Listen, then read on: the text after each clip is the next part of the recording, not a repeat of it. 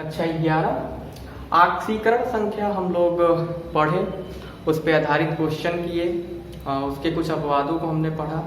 आज हम पढ़ेंगे एक छोटा सा टॉपिक है, आक्सीकारक तथा अपचायक पदार्थ क्या होते हैं। ऑक्सीडाइजिंग एंड रिड्यूसिंग एजेंट कहते हैं। तो आक्सीकारक तथा अपचायक पदार्थ क्या है कि ऐसे पदार्थ जिनका क्रिया में क्या होता है, अपचयन हो रहा हो, ठीक है, तो क्या हो जाएंगे, आक्सीकारक पदार्थ कहला देंगे। और जिनका क्रिया में ऑक्सीकरण होगा वो क्या हो जाएंगे, अपचायक कहला देंगे। तो इसका मतलब ये है कि दो चीजों पे यहाँ पे ध्यान देने वाली बात है कि जो अपचयन जिसका हो रहा है वो पदार्थ आक्सीकारक कहला रहा है, और जिसका ऑक्सीकरण हो रहा है वो पदार्थ क्या कहला रहा है, अपचायक कहला रहा है। इसका मतलब क्या है कि ठीक उल्टा। अब ये कैसे हो रहा है आप देखिए, हाइड्रोजन परऑक्साइड H2O2 पे NaNO2 सोडियम नाइट्राइड की क्रिया हो रही है, और ये क्या बन रहा है, NaNO3 बन रहा है, ये NaNO3 हो जाएगा, और ये क्या हो जाएगा, जल बन रहा है। तो इसका मतलब क्या है कि H2O2 ये हमारा हाइड्रोजन परऑक्साइड इसमें चेंज हो रहा है H2O में, यानी जल। अब देखिए H2O2 है H2O में परिवर्तित हो रहा है, तो क्या इसमें परिवर्तन हो रहा है, यहाँ पे दो हाइड्रोजन है, दो हाइड्रोजन यहाँ पे, यहाँ कितने ऑक्सीजन है, दो ऑक्सीजन है, यहाँ कितना है, एक ऑक्सीजन है। तो इसका मतलब कि ऑक्सीजन क्या हो रहा है, निकल रहा है। तो जिस अभिक्रिया में ऑक्सीजन निकलता है और हाइड्रोजन जुड़ता है वो कौन सी अभिक्रिया होती है, अपचयन की होती है। तो इसका मतलब हाइड्रोजन परऑक्साइड का अपचयन हो रहा है, इसलिए पदार्थ कौन सा हो जाएगा, आक्सीकारक पदार्थ हो जाएगा। यानी जिसका क्रिया में अपचयन हो रहा है वो पदार्थ आक्सीकारक हो गया। और यह देखिए यहाँ पे NaNO2 किस में परिवर्तित हो रहा है, NaNO3 में। अब यहाँ देखिए कितने ऑक्सीजन है, दो, और यहाँ कितने हैं, तीन है। इसका मतलब इसमें ऑक्सीजन क्या हो रहा है, बढ़ रहा है। तो यहाँ पे कौन सी क्रिया हो गई, ये हो गया हमारा ऑक्सीकरण हो गया। ये क्या हो गया, ऑक्सीकरण हो गया। तो मोटी मोटा यही हम समझेंगे कि ऑक्सीकारक क्या होता है कि जिसका क्रिया में क्या हो रहा है, अपचयन हो रहा है, वो पदार्थ हमारा ऑक्सीकारक पदार्थ, ऑक्सीडाइजिंग एजेंट कहलाएगा। अब अपचायक पदार्थ को हम परिभाषित करते हैं, कैसे देखिए, क्लोरीन से हाइड्रोजन परऑक्साइड की ही क्रिया हो रही है, और क्या बन रहा है, हाइड्रोक्लोरिक अम्ल HCl, और ऑक्सीजन गैस क्या हो रही है, निकल रही है। अब देखिए यहाँ पे H2O2 किसमें परिवर्तित हो रहा है, O2 में, और Cl2 किसमें परिवर्तित हो रहा है, HCl में। तो यहाँ पे दो हाइड्रोजन, यहाँ पे हाइड्रोजन है ही नहीं, यहाँ पे हाइड्रोजन नहीं है। कितने ऑक्सीजन है, दो ऑक्सीजन। यहाँ पे कितने ऑक्सीजन है, दो ऑक्सीजन। इसका मतलब इसमें से हाइड्रोजन क्या हो रहा है, निकल रहा है। और ऐसी अभिक्रिया जिसमें हाइड्रोजन निकलता है वो कौन सी क्रिया होती है, ऑक्सीकरण की होती है। जिसमें हाइड्रोजन निकले, ऑक्सीजन जुड़े, क्रिया ऑक्सीकरण की। तो H2O2 का क्या हो रहा है, ऑक्सीकरण हो रहा है। क्यों, क्योंकि यहाँ में हाइड्रोजन निकल रहा है, यहाँ दो हाइड्रोजन था, यहाँ भी हाइड्रोजन नहीं है। तो पदार्थ हमारा क्या हो जाएगा, अपचायक पदार्थ हो जाएगा, रिड्यूसिंग एजेंट। इन दोनों को नोट कर लीजिए।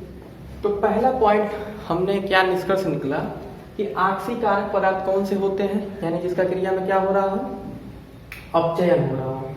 तो वो H2O2 होगा, O3 ओजोन होगा, SO2 होगा, Cl2 होगा, और K2Cr2O7 होगा। यानी कभी एक नंबर में पूछ दिया कि आक्सीकारक पदार्थ किसे कहते हैं, उदाहरण सहित परिभाषित करिए।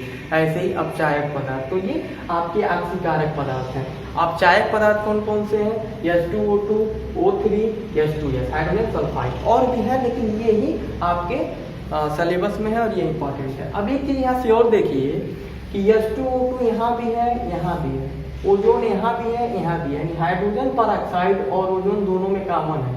तो यहाँ एक नंबर का क्वेश्चन बना कि कोई दो ऐसे पदार्थ का नाम बताइए जो आक्सीकारक की भांति भी काम करते हैं और अपचायक की भांति भी काम करते हैं। तो कौन कौन से हो जाएंगे, हाइड्रोजन परऑक्साइड और ओजोन। तो यानी इसको चाहे तो आप नोट करके लिख लीजिएगा कि हाइड्रोजन परऑक्साइड और ओजोन आक्सीकारक और अपचायक की भांति, दोनों की भांति कार्य करते हैं। अगला क्वेश्चन क्या है, अगला जो नियम है कि कुछ पदार्थ ऐसे होते हैं जैसे कि वो एक अभिक्रिया में एक ही अभिक्रिया में, मतलब ये तो अलग अलग अभिक्रिया में करते हैं। जैसे भी आप पहला एग्जाम्पल देखे हैं, जो पहला और दूसरा एग्जाम्पल ऑक्सीकारक और अपचायक का किए हैं, उसमें देखिएगा दोनों हाइड्रोजन पेरोक्साइड ही लिए थे। यानी ये दोनों अलग अलग अभिक्रियाओं में ऑक्सीकारक और अपचायक की भांति काम करते हैं। लेकिन कुछ पदार्थ ऐसे होते हैं जो एक ही अभिक्रिया में ऑक्सीकारक का भी काम करते हैं और अपचायक का भी काम करते हैं। जैसे एक एग्जाम्पल देखते हैं कि क्लोरीन है, इस पे सोडियम हाइड्रोक्साइड की अभिक्रिया हो रही है, ये सोडियम क्लोराइड बना रहा है, सोडियम क्लोरेट बना रहा है और जल बना रहा है। ठीक है, अब इसमें जो क्लोरीन हमारा है वह एक ही अभिक्रिया में ऑक्सीकारक की भी भांति काम कर रहा है और उसी में अपचायक की भी भांति काम कर रहा है। कैसे? अब देखिए, Cl2 है यानी ये क्लोरीन है, किसमें परिवर्तित हो रहा है? NaCl में। ठीक है, ये 5 है, इसको हम नहीं लिखेंगे, ये तो बैलेंस करते समय। और ये क्लोरीन है, ये किसमें चेंज हो रहा है? NaClO3 में, सोडियम क्लोरेट में। अब यहाँ पे देखिए कि हम ऑक्सीकरण संख्या के आधार पर इसमें बताएंगे कि अपचयन हो रहा है कि ऑक्सीकरण हो रहा है। ज्यादा घबराने की जरूरत नहीं है, आप लोगों के कोर्स में ऑक्सीकरण संख्या के आधार पर समीकरण को संतुलित करना है, तो बड़े विस्तार से इसको पढ़ना है। हम बस यहाँ बस आपको समझा रहे हैं कि कैसे ऑक्सीकरण और अपचयन लिखा है। बहुत सिंपल है कि Cl2 है तो क्लोरीन का ऑक्सीकरण संख्या कितना हो जाएगा? 0। पहला ही नियम लिखवाए हैं कि असंयुक्त अवस्था में किसी भी तत्व की ऑक्सीकरण संख्या 0 होती है, Cl2 की 0 हो गई। एक किसमें परिवर्तित हुआ? NaCl में। इस Cl का अगर हम ऑक्सीकरण संख्या निकालेंगे तो क्या हो जाएगा? +1 + x = 0, तो x बराबर -1, यानी 0 से -1 हो रहा है क्लोरीन का ऑक्सीकरण संख्या।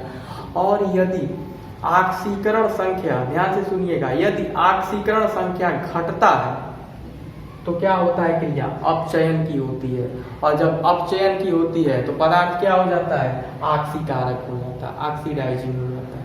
ठीक, अब दूसरा देखते हैं।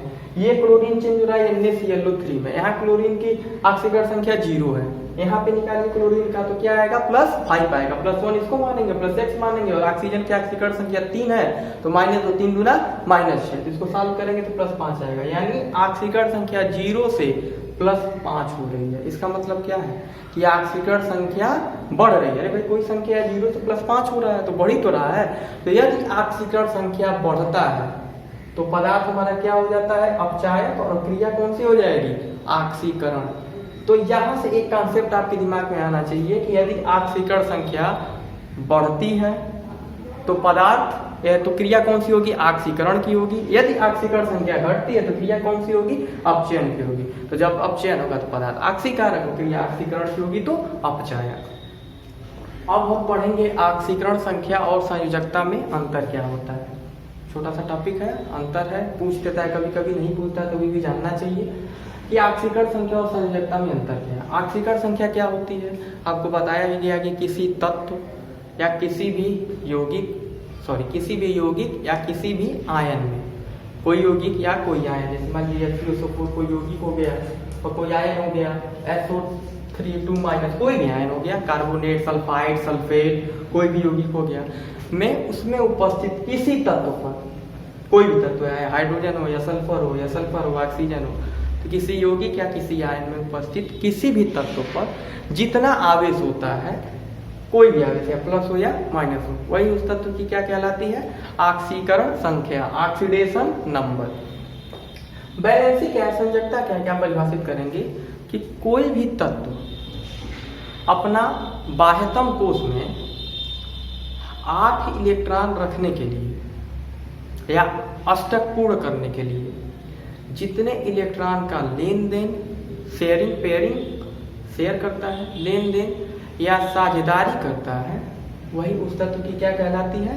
संयोजकता कहलाती है। यानी कोई भी तत्व है अपने बाह्यतम कोश में 8 इलेक्ट्रॉन रखने के लिए जितने इलेक्ट्रॉन की साझेदारी करेगा या लेन देन करेगा, वही क्या हो जाएगा? संयोजकता कहलाएगी। तो ये पहला अंतर डिफिनीशन हो गया। दूसरा क्या होता है कि असंयुक्त अवस्था में ऑक्सीकरण संख्या कितनी होती है? 0 होती है। असंयुक्त अवस्था जैसे मान लीजिए हम कहें कि Cl2 की ऑक्सीकरण संख्या कितनी हो गई, ठीक है, हम कहें Br2 की ऑक्सीकरण संख्या क्या हो गई, तो क्या हो जाएगा? 0 हो जाएगा। तो ये असंयुक्त अवस्था हो गया।